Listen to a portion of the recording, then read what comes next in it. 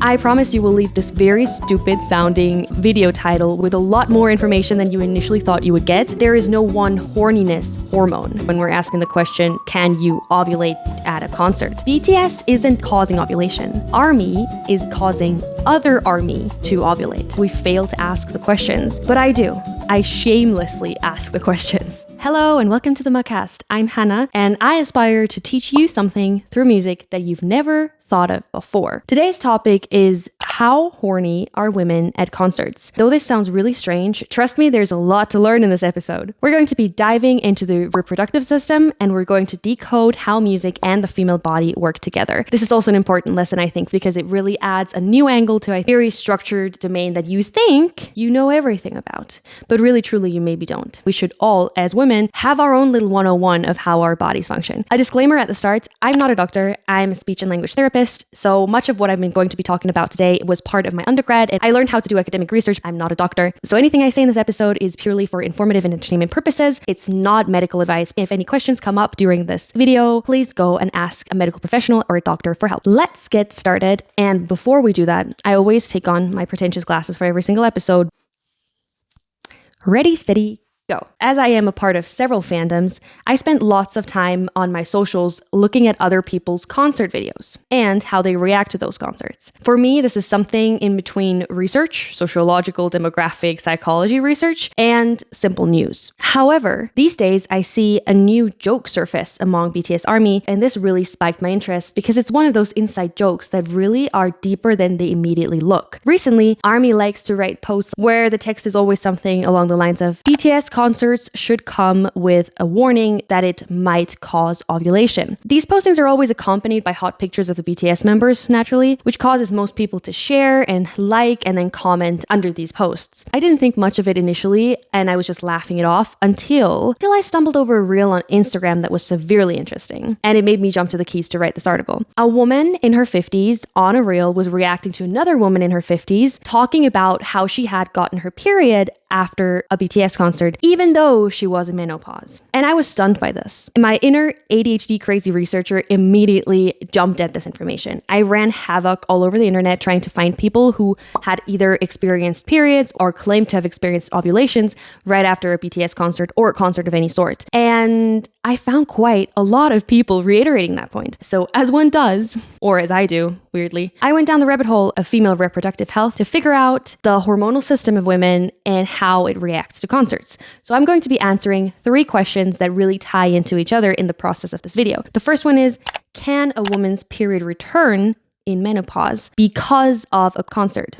The second question we have to ask is, can a concert by BTS or otherwise cause ovulation? And the third question, which I think is the most important and most interesting one, can you only ovulate over a BTS concert? Or could you also ovulate over seeing Taylor Swift live, for instance, or any other artist? I promise you will leave this very stupid sounding video title with a lot more information than you initially thought you would get, because my goal on this channel is to always bring together music with psychology or biology lessons that people can actually learn something from. I want you to listen to music and actually understand it more deeply than just surface level. Okay, question 1. Can a woman's period return because of a concert? Oh, by the way, if you're wondering what I'm looking at, this is the real article that I wrote. I just finished it literally a half an hour ago. So if you want to read along or highlight something, the link to the article, the original article is going to be down below. Surely, I've recently watched way too much of the series The Handmaiden on Netflix, but as a woman, I think fertility is something that we should all know about. Honestly, I'm concerned that the large amount of misinformation and the silencing of this topic as a whole over decades is the reason that crazy statements like, I got my period back after I watched BTS, actually is getting thousands of likes and shares on Instagram. Women are secretly interested in giggling about our reproductive systems.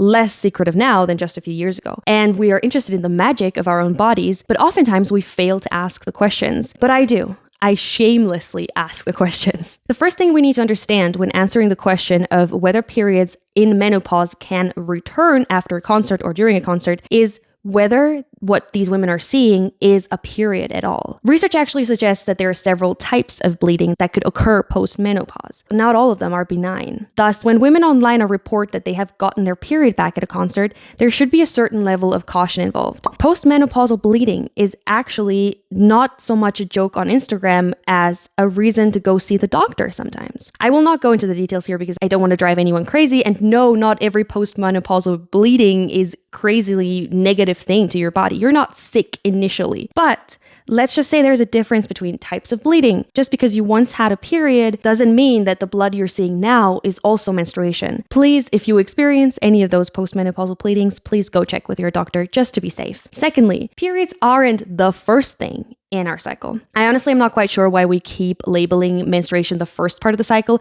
I think the reason is because menstruation is simply the easiest thing to track externally. So we've put menstruation as the first part of the cycle, but technically, without any sort of ovulation, there is no natural period. So technically, ovulation is the incentive, or actually, if we're being very strict, the forming of the egg is the beginning. In the case that you're taking any sort of birth control pill which suppresses ovulation, what you're experiencing as menstrual bleeding is actually called withdrawal bleeding. This means that your body is reacting to you not having the hormone anymore. It doesn't react to an egg. Say we assume that there's a 50-something woman that reports having her period after a concert, and she actually has a period and not any other sort of bleeding. Even in that case, BTS is probably not the reason that she got her period, because actually, more or less 14 days ago, there had to be an event or something had to happen for ovulation to be triggered, which then is completely disconnected from the concert that happened 14 days later. So the only possible scenario in which one might experience a real period in menopause after a concert is if the period of leading up to that concert caused ovulation. And in that case, I'm seriously asking which type of BTS content you're consuming.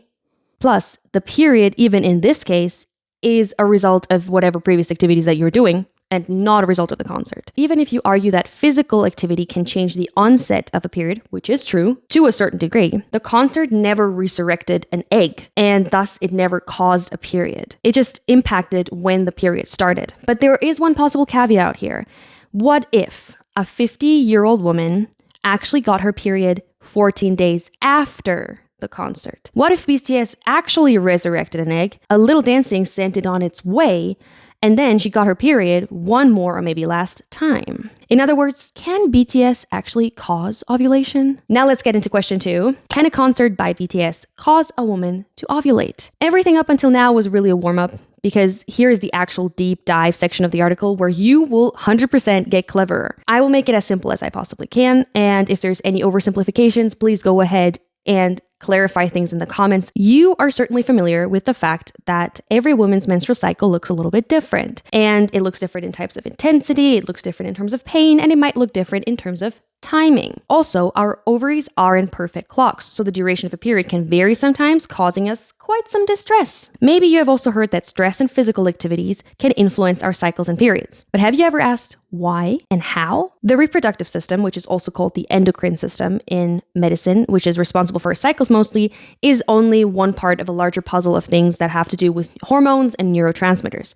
Hormones travel through our bloodstream, and they do so because our cycle is not exclusively governed by the ovaries. In fact, the endocrine system includes the ovaries alongside the brain, specifically 2 brain areas mainly, and the blood vessels, which serve as a transportation vehicle. This system connection between brain and ovaries is called the hypothalamic pituitary ovarian axis. And this is a very important keyword that I think should be in Womanhood 101 vocabulary. I repeat, hypothalamic pituitary ovarian axis. This is what it looks like. This image shows you the cycle and how it works. First, there's the hypothalamus, which is a region hidden in the inside of the brain. Luckily, I have a brain. There's a brain here too. This is Frank. Frank sometimes loses his brain, and Frank's insides show us the limbic system. The limbic system is the little blue area in the middle, and this is where the hypothalamus is located. Other than Frank's brain, we have a larger brain.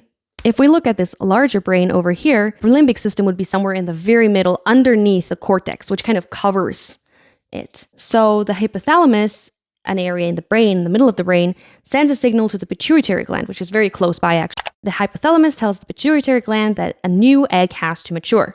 You can imagine the hypothalamus like the CEO of a company, or the CEO of your entire body in this case, who keeps stock of all the ongoing processes and delegates tasks, and also he makes some dumb decisions sometimes, but the body must follow through with them. Since the brain can't just send a WhatsApp, it releases a hormone called GnRH. This is a hormone that goes into the bloodstream and then ends up in the pituitary gland.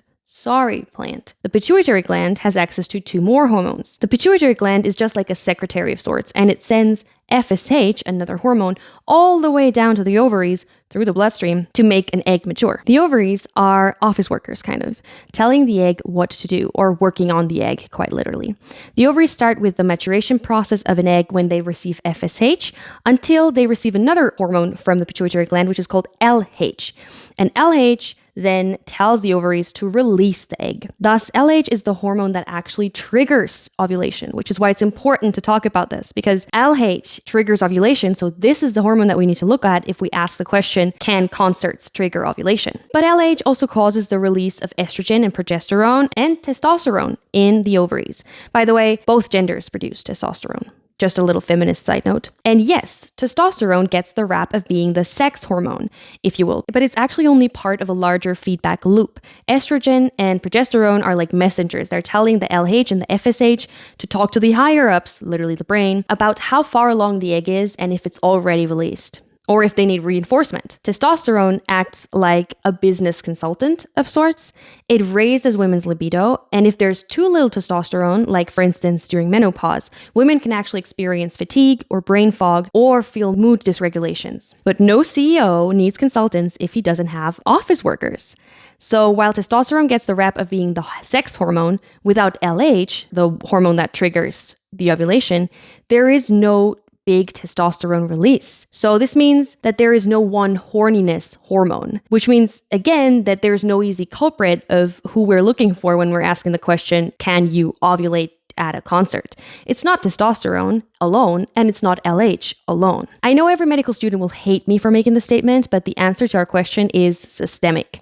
We need testosterone to get horny, partially. I know there's much more there, but we also need LH to get the testosterone and the ovulation, and we need the hypothalamus to think, wow, it's a great day for an egg to mature, to even get the FSH that helps the egg mature, which then comes with just enough LH to trigger ovulation. This is not one or two culprits. We have a whole system. You see, the endocrine system has quite a lot of paperwork, and as such, the speed of its working is kind of more like a government agency and not like a startup. But this is also great because it means we can't just drop an egg at the drop of a hat, or the drop of a BTS member's shirt, I guess in this case. But we also can't lose the ability to reproduce that easily or quickly, unless the CEO up there, the hypothalamus, notices that something is fundamentally wrong with the entire body, which means that he decides a pregnancy might be too dangerous at this point, so we're going to shut it off. One example of such a danger that most of us are familiar with is being underweight, because we know that people who have eating disorders, when they become too underweight, they lose their periods. Another factor is stress, especially long-term stress. The body kind of has 3 bigger hormone loops, and they are going to be on this slide. So these 3 hormone loops are the motivation reward loop,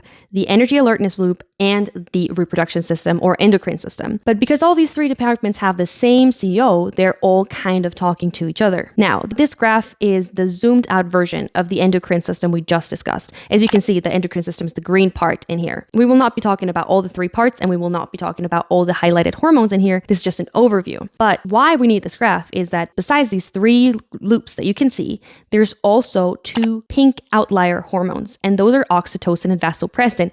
And these we do need to understand what happens at a concert. Forget about vasopressin for now. I already discussed vasopressin in a previous video about Olivia Rodrigo. You can check it out over here if you want to. But just know that both oxytocin and vasopressin are a sort of non-separate integrated system. They were important levers in human survival because they connect reproduction in us humans. Oxytocin is famously released during hugs and during bonding and experiences of affection, either in groups or alone. It is initially important to foster that mother-child bonding. That's what it's famous for. And it induces lactation and plays a very pivotal role in childbirth. Vasopressin, on the other hand, which is more part of the energy level alertness system, manages water, and it manages blood pressure and, most importantly, stress. In oversimplified terms, these 2 hormones are the things that make us into social beings at least hormonally. Besides playing a role in birth, oxytocin has a very pivotal role in social bonding, and it's quite difficult to research because it's quite multifaceted. However, research has found that hugs and shared joy in the shape of, for instance, singing together or dancing together or experiencing something nice together can trigger the release of oxytocin. So oxytocin then triggers the release of dopamine and endorphins, which is over in the reward system. This is the little dotted line that connects oxytocin with the motivation reward system. Researchers find that people start sharing even a heart rate or a breathing rhythm, or they might even display the same brain waves through mirror neurons, which is a very interesting thing to look into, if they dance and sing together. This effect is called the social flow or choral muscle effect. And yes, this is very present at a concert. But oxytocin doesn't trigger ovulation. We learned earlier, LH triggers ovulation. But nature has irony because once you hit a hormonal rock bottom, there is actually potential for ovulation through oxytocin. So now we're going to get into the key of musical ovulation. This is where it's all going to come together. I know this has been long and difficult. You're going to get it in a second. If you are at a normal baseline in your life, you feel okay, and you go to a concert, then you likely won't ovulate because of that concert. The only reason you might ovulate after or during a concert is that you would have ovulated anyway. As far as I'm concerned, there is no evidence for parasocial cycle syncing at this point, but please tell me if there is. I just haven't found any. However, if you feel truly shitty, you experience extremely high stress, maybe you've had some sort of trauma which causes your cortisol as part of the alertness system to rise. This is a stress response. This will signal to your CO, the hypothalamus, that you're not in a good state and that you shouldn't reproduce right now. So the hypothalamus will go ahead and not send signals to the endocrine system anymore. He will stop the signaling to the pituitary gland, so the pituitary gland won't send any LH or FSH to the ovaries. In simple terms, if you're long-term stressed or have any sort of trauma at the moment, you will lose your cycle as well. So theoretically, if a cortisol high woman, meaning a woman who's highly stressed in a prolonged state of extreme stress, goes to a concert, this might trigger oxytocin to be released. This oxytocin further increases dopamine. Both the dopamine and the oxytocin, which goes back to the hypothalamus as well, tells the hypothalamus that this is a good time for the entire body. And so the hypothalamus kickstarts the endocrine system again after having put it on halt. Furthermore, the hypothalamus stops the production of cortisol over in the alertness system. Again, cortisol is the long-term stress hormone which acts as an off switch for other processes in the body, such as reproduction. A concert in the body of a permanently stressed woman might thus potentially induce ovulation because the concert experience releases oxytocin, which lowers the stress and tells the hypothalamus to send a request for LH, and it makes the person very happy by shoving out dopamine. But here's the crazy part that you need to keep in mind. The oxytocin is triggered by singing together, dancing together, experiencing something beautiful together. It is not triggered by the person on stage. Thus, in other words, BTS isn't causing ovulation. ARMY is causing other ARMY to ovulate. Let that sink in. And even that ovulation, if it happens only in truly shitty feeling people, which actually leads to the most interesting and final question of why ovulation is so associated with BTS concerts specifically. Why is it not a joint ovulation at a Taylor Swift concert?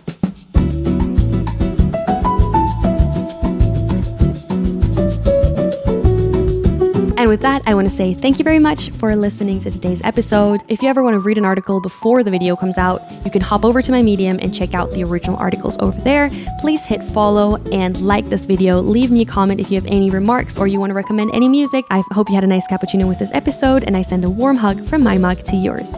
I hope to see you soon somewhere else on Hannah's Café. Bye bye!